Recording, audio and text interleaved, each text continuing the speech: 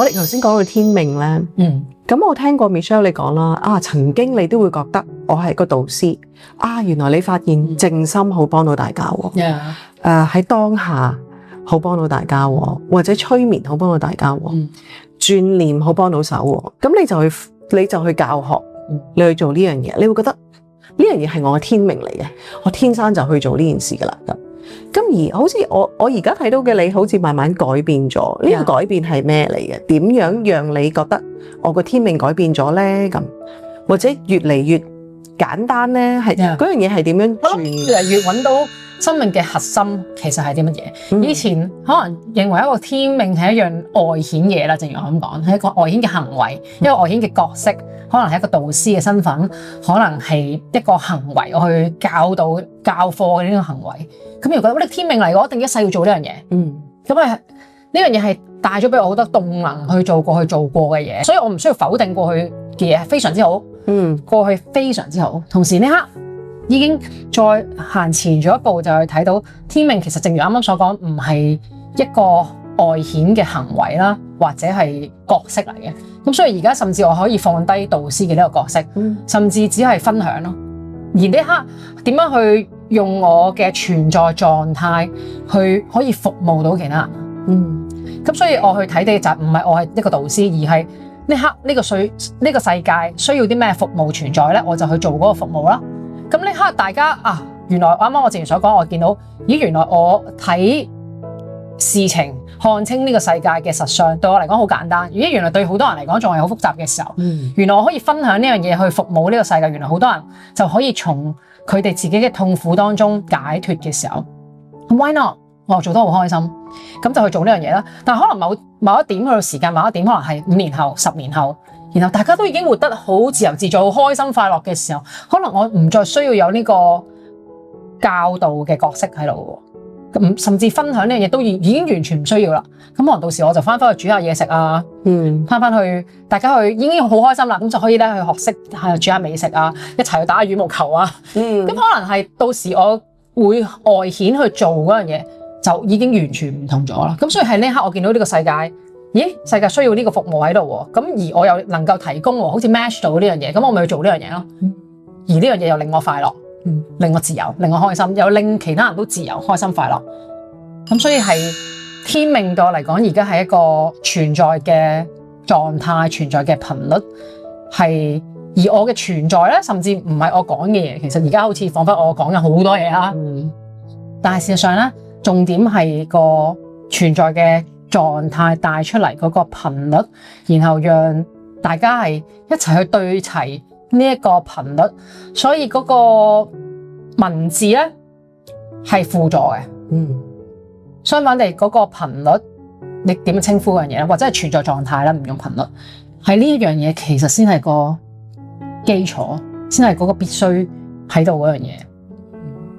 係啊，所以文字其實係次要，或者我真係好 enjoy 你嘅 being 喺度，或者你同我哋嘅分享，咁係咪一定要靠近你先可以學習到你呢件事呢？如果我喺日常生活中，我點樣可以訓練到自己呢？即係讓我自己慢慢，當然啦，你頭先講咗好多方法啦，就係點樣測量自己啦，活開自己唔再需要嘅嘢啦，或者唔屬於自己嘅嘢啦，唔係裏邊嘅嘢啦，之後咁講。咁靜心啦。仲有冇其他你會 advise 大家嘅咧？我覺得啱你問係咪一定要靠近我，當然絕對不是啦。因為我覺得其實每個人都一定有智慧嘅，尤其是我而家會越嚟越喺好微細嘅地方見到所有人啊，係所有人都有智慧，而令我係見到呢個世界都話見到人哋食緊飯，一家人好開心，我已經好感動，因為係。每個人就有呢種愛同埋智慧喺佢哋自己入面咯。咁係咪一定要修行咧？其實我甚至覺得唔一定要修行。同時修行做緊咩咧？就係彷彿譬如 let's say 你學數學，其實可能平時去買餸加減，我哋都會學到數學㗎。但係去一個課程入邊學數學就咩啊？你有結構地，你係專注地學呢樣嘢。我哋會學到方法。嗰個加數、嗰個乘數點樣乘會快啲，會容易啲。咁我哋嘅修行其實都係快啲、容易啲，讓我哋可以見到嗰個結構。咁所以我覺得我而家做緊嘅嘢咧，分享緊乜咧？亦都唔係去教導啊，而係分享緊一個結構俾大家，點樣可以去拆解我哋成個宇宙啦、生命啦。當然我講拆解亦都係唔啱嘅呢個字眼，因為最終一切係空啊嘛。咁但係 anyway 喺 before 我哋去睇到一切係空之前咧，我哋係睇緊存在我哋點樣個結構。啱啱我講緊究竟我哋可以點樣去慢慢放下啦，點樣去活出自己啦，點樣去服務其他人啦，點樣去吸引豐盛進入我哋嘅生命啦，點樣去看到一愛一直都在啦。係啱啱問係咪一個次序？彷彿我哋需要呢個次序，大部分人都需要啦。當然呢個世界都係有頓悟嘅人嘅，但係絕大部分人都需要呢個次序，而頓悟嘅人係佔少數。咁所以我哋嘅分享係面對大部分嘅人嘅。所以我哋好少要講頓悟嗰個部分，因為事實上大部分人都需要係慢慢練習，即係等於都話你要成為鋼琴演奏家，大部分人都係要學好多年嘅時間，但係有少部分嘅人可能係within 3個月就已經可以彈到好犀利，但係呢個係少數嘅。所以頓悟嘅人係存在，但係大部分人都要慢慢去學習。而你啱啱提到用咩方法，靜心、一念之轉，呢啲係我對我本人嚟講最有效嘅方法咯。係咪一定只係呢啲方法？絕對不是。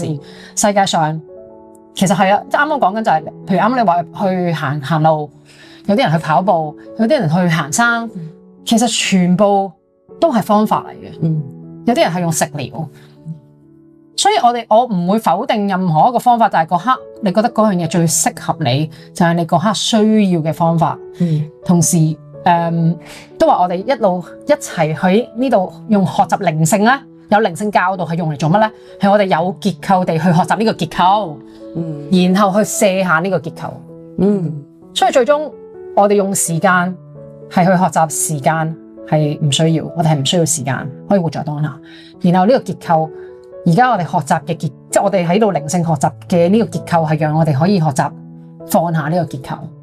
所以我做緊嘅呢個服務啦，係教緊人放下，讓人可以放下，而唔係拎起更加多嘅知識，係放下我哋學咗嘅所有嘢。因為知識係累積噶嘛。但係而家我哋學緊，即係喺呢度講緊靈性嘅，就係學識放下我哋累積咗嘅嘢。然後嗰個真我真實嘅自我先至會浮現出嚟，唔係佢唔存在，都有嗰粒鑽石係一直都存在。我哋而家學習緊就係挖走啲泥，然後讓嗰粒鑽石自動顯現出嚟。當然亦都有問我點解你要做呢啲影片啊？咁我就為我嚟講就係我用我嘅好奇心出發，因為呢個係我好想知道多啲，我好想知道多啲，知道咗之後我就可以放低啦。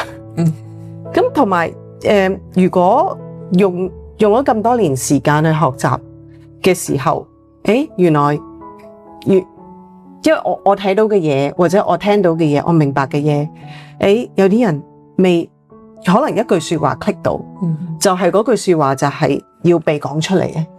有啲嘢係需要被分享，或者嗰個創意喺度咁樣。所以多謝你。有啲嘢需要啱啱即係被看見、被表達。被表達出嚟嗰樣嘢咧，其實就係藝術，嗰個就係 art。所以其實我哋每個人都係 artist 嚟嘅，都係藝術家。而我哋每個人都用緊唔同嘅方式喺度表達緊嗰樣最終極嘅嘢。我哋每個人係 unique 地，即係獨一無二地用我哋每個人唔同嘅方式喺呢個世界表達緊。攝影師有佢表達喺呢個世界嘅方式，我哋存在。亦都有我哋唔同嘅方式，但係每個人都做緊自己嘅工作，每個人所以都值得去尊敬、尊重。